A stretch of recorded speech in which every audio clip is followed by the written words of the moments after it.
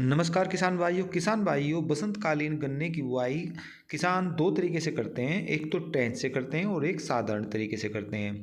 मैं यहाँ पर आपको बताऊंगा कि ट्रेंच विधि से की गई गन्ना बुआई में क्या हम एक्स्ट्रा आमदनी ले सकते हैं, कितना उत्पादन सामान्य तरीके से की गई गन्ना बुआई के मुकाबले बढ़ जाता है और इससे हमें क्या क्या बेनिफिट हैं और क्या इससे हानियां हैं। इन्हीं सब के बारे में मैं आपको बता रहा हूं। यदि अभी तक आपने हमारे A4 चैनल को सब्सक्राइब नहीं किया तो प्लीज़ इसे सब्सक्राइब कर दें। तो चलिए किसान भाइयों, मैं आपको पहले ट्रेंच की मोटी मोटी बातें बताता हूँ कि यदि बसंत काल में इसकी गन्ना बुआई कर रहे हैं तो दूरी से दूरी 54 इंच पर रखनी चाहिए और यदि अक्टूबर माह में इसकी बुआई करते हैं तब 60 इंच पर इसकी बुआई करनी चाहिए।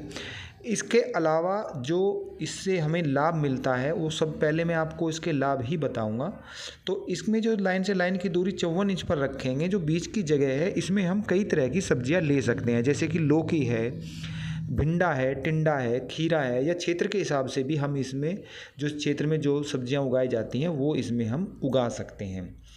इसके अलावा जो बीच में जगह बचती है वो ज़्यादा बचती है, जिससे कि प्रकाश की रोशनी पत्तियों पर ज़्यादा पड़ती है, जिससे कि वे भोजन ज़्यादा बनाते हैं और पौधा ज़्यादा तेज़ी के साथ बढ़वार करता है। इसके अलावा जो हवा होती है वह बीच में से पास हो जाती है और इसके कारण उसमें जो लगने वाली बीमारियां हैं वो बहुत ही कम लगती हैं। इसके अलावा मौसम जब बरसात का आता है तब जब गन्ना बड़ा बड़ा हो जाता है, आपने देखा होगा कि जब कीटनाशक या खाद लगाते हैं तो उसमें बड़ी कठिनाई का सामना करना पड़ता है, लेकिन ट्रेंच में यह समस्या नहीं आती है क्योंकि बीच में काफ़ी जगह होती है, तो किसान आराम से उसमें कीटनाशक और खाद लगा सकता है। खरपतवार का यदि हम नियंत्रण करना चाहें तो बरसात के मौसम में भी आसानी के साथ कोई इसका खास यंत्र आता है जो इसकी जुताई करता है, वो भी मैं आपको बताऊंगा। उससे इसके खरपतवार का नियंत्रण भी किया जा सकता है और बरसात के मौसम में भी आप उस पर आसानी से मिट्टी चढ़ा सकते हो, जिसके कारण आपका जो गन्ना पौधा है वो गिरता कम है, क्योंकि उस पर आप आसानी से मिट्टी ज़्यादा चढ़ा देते हो और ये गहराई में भी इसकी बुआई होती है, इस कारण भी ये कम ही गिरता है। किसान भाइयों, इसका एक ये है कि साधारण तरीके से यदि हम बुआई करते हैं तो वो 1 या 2 साल तक ही हम उपज को लेते हैं, जबकि ट्रेंच से हम 3 या 4 साल तक भी उपज को ले सकते हैं। अब बात करते हैं इसके उत्पादन की, तो विशेष परिस्थिति में ये 150 क्विंटल पर बीघा के हिसाब से हमें उत्पादन दे देता है, लेकिन यह विशेष परिस्थिति में ही कुछ ही किसानों के यहाँ पर यह उत्पादन देता है। सभी किसानों के यहाँ औसत में यदि लगाया जाए तो यह बिल्कुल भी 150 क्विंटल पर बीघा एवरेज नहीं देगा और न ही इतना उत्पादन होगा।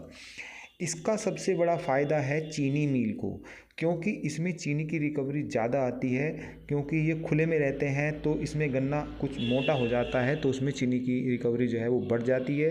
यही कारण है कि चीनी मिल इस पर जोर लगाता है और किसानों को प्रेरित करता है कि ये 150 क्विंटल पर बीघा निकल जाता है और इससे आपको बहुत ज़्यादा लाभ होगा, फ़ायदा होगा, ताकि किसान इसको लगाएं। जबकि इसमें किसानों का ज़्यादा फ़ायदा बिल्कुल भी नहीं है, इसमें सिर्फ मिल मालिक का ज़्यादा फ़ायदा होता है। कारण इसका एक और भी है कि यदि आपके पास सभी यंत्र नहीं है, ट्रेंच विधि में जैसे कि ट्रेंच से बुआई की जाती है वो भी विशेष यंत्र से की जाती है और उसकी जो जुताई है वो भी विशेष यंत्र से की जाती है। जिन किसानों के पास ये हैं, यानी कि जो खर्चा इसमें कुछ ज़्यादा कर सकते हैं, तो वे तो फिर भी इससे फ़ायदा उठा लेते हैं। और इसका सबसे बड़ा फ़ायदा यही है कि इसके बीच में जो सब्जियां उगाई जाती हैं वो एक्स्ट्रा आमदनी है, वो ही केवल लाभ है, वरना उत्पादन पर कोई विशेष फर्क नहीं पड़ता। जो साधारण तरीके से उत्पादन होता है और जो ट्रेंच से होता है, यदि ट्रेंच से अच्छा भी हो जाता है तो भी लगभग दोनों का बराबर ही है। किसान भाइयों, बात आती है कि गन्ना बुआई ट्रेंच से की जाए या साधारण तरीके से की जाए। मेरी मानो तो किसान भाइयों, आप गन्ना की बुआई साधारण तरीके से ही करें। बस इसमें ध्यान ये रखें कि लाइन से लाइन की दूरी 28 इंच या 29 इंच पर रख लें, क्योंकि कुछ किसान जो 24-25 पर भी रखते हैं, तो आप 28 या 29 इंच की लाइन से लाइन की दूरी कर लें तो इसी में आपको फ़ायदा है, क्योंकि इसमें उत्पादन भी यदि आप अपने तरीके से देखोगे तो ट्रेंच से कहीं भी इसमें उत्पादन कम नहीं होता। हाँ, यदि आप कुछ उसके लाइन से लाइन के बीच में यदि आप कुछ सब्जियां उगाना चाहते हैं तो केवल वो ही आपको एक्स्ट्रा आमदनी है, वरना इनके दोनों में उत्पादन में यदि हम एवरेज में देखेंगे तो कोई भी फ़र्क नहीं है। तो आपको ज़्यादा परेशानी में पड़ने की आवश्यकता नहीं है। यदि आप साधारण तरीके से भी करते हैं तो कोई आपको नुकसान वाली बात नहीं है। फिर मिलते हैं एक नई अपडेट के साथ, तब तक के लिए जय जवान जय किसान।